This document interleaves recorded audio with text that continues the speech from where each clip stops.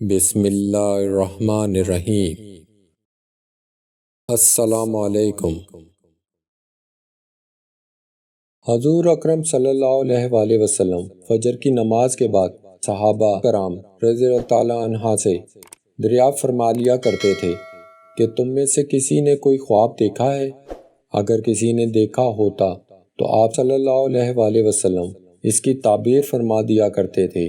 چنانچہ ایک مرتبہ جب آپ صلی اللہ علیہ وآلہ وسلم نے صحابہ سے دریافت فرمایا اور کسی نے بھی خواب کا تذکرہ نہ کیا تو حضور اکرم صلی اللہ علیہ وآلہ وسلم نے ارشاد فرمایا کہ آج میں نے ایک خواب دیکھا ہے کہ دو آدمی میرے پاس آئے ہیں جو میرا ہاتھ پکڑ کر مجھ کو ایک مقدس سرزمین کی طرف لے چلے ہیں۔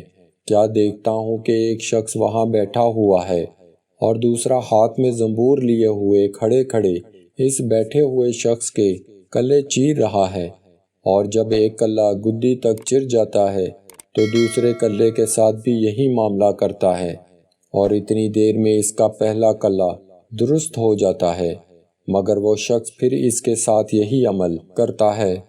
یہ دیکھ کر میں نے دریافت کیا آخر یہ کیا بات ہے؟ تو وہ دونوں کہنے لگے آگے چلیے۔ ہم آگے چلے تو ایک ایسے شخص پر سے گزر ہوا جو لیٹا ہوا ہے، اور دوسرا شخص اپنے ہاتھ میں ایک بھاری پتھر لیے اس لیٹے ہوئے کے سر کو نہایت بے دردی سے کچل رہا ہے۔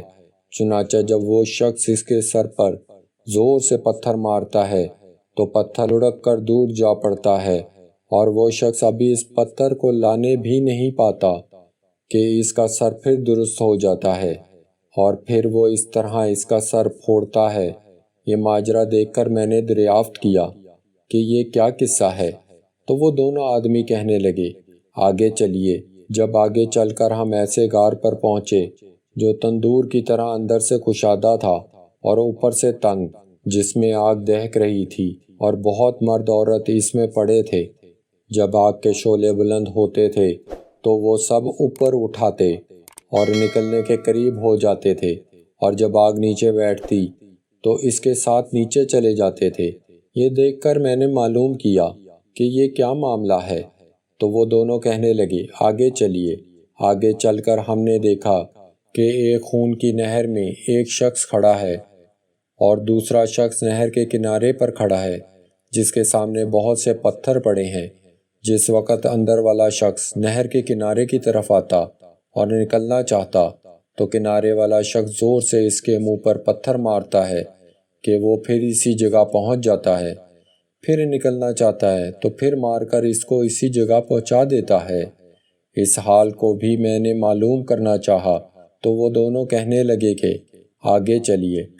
آگے چل کر ہم ایسے سبز و شاداب باغ میں پہنچے جس میں ایک بڑے درخت کے نیچے ایک بوڑھا آدمی اور بہت سے بچے بیٹھے ہیں۔ اسی درخت کے قریب ایک اور شخص بیٹھا ہوا ہے جس کے سامنے آگ جل رہی ہے جس کو وہ دھونک رہا ہے۔ پھر وہ دونوں مجھ کو اس درخت پر چڑھا لے گئے جس کے درمیان میں ایک خوبصورت مکان تھا، اور وہ دونوں مجھے اس مکان میں لے گئے۔ اتنا عمدہ مکان میں نے کبھی نہیں دیکھا تھا، جس میں بہت سے بوڑھے، جوان اور بچے موجود تھے۔ پھر باہر لا کر اس سے بھی اوپر لے گئے جہاں پہلے گھر سے بھی زیادہ عمدہ مکان تھا جس میں صرف بوڑھے اور جوان تھے۔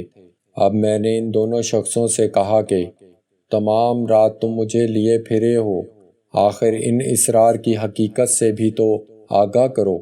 جب انہوں نے بتایا کہ جس شخص کے کلے چیرے جا رہے تھے وہ جھوٹا شخص ہے جس کی جھوٹی باتیں دنیا بھر میں مشہور ہو جاتی تھیں، قیامت تک وہ اسی سزا میں مبتلا رہے گا، اور جس کا سر پھوڑا جا رہا تھا وہ ایسا شخص ہے جس کو اللہ نے علم قرآن عطا فرمایا، مگر وہ رات کو غافل ہو کر سوتا رہتا اور دن کو اس پر عمل نہ کرتا تھا۔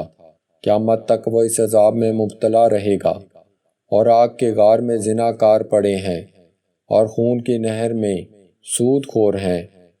ہاں، وہ بڑے میاں جو سرسبز درخت کے نیچے بیٹھے تھے وہ حضرت ابراہیم علیہ السلام ہیں، اور ان کے گرد لوگوں کے نابالغ اولاد، اور اسی درخت کے قریب جو آگ دھونکنے والا شخص آپ نے دیکھا وہ مالک داروغہ دوزخ ہے، اور درخت کے اوپر والا وہ پہلا گھر جس میں آپ داخل ہوئے تھے عام مسلمانوں کا گھر ہے اور دوسرا شہیدوں کا ہے۔ ہم دونوں آدمیوں میں جبرائیل ہوں اور یہ میکائیل ہیں۔ اس کے بعد کہنے لگے ذرا سر اوپر اٹھائیے۔ میں نے سر اٹھا کر دیکھا تو میرے اوپر ایک سفید بادل مجھے نظر آیا۔ وہ کہنے لگے یہ آپ کا گھر ہے۔